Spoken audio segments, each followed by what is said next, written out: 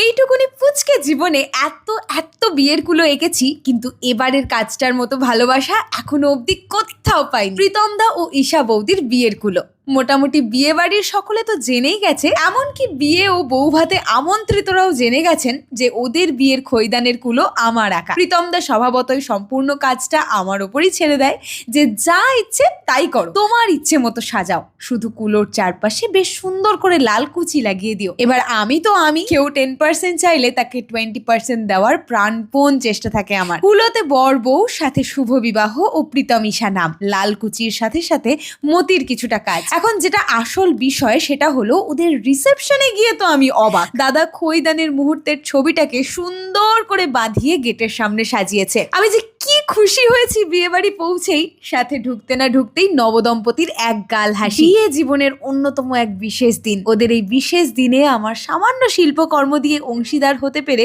আমি যে কি ভীষণ খুশি। অনেক অনেক অনেক শুভেচ্ছা, অনেক ভালোবাসা।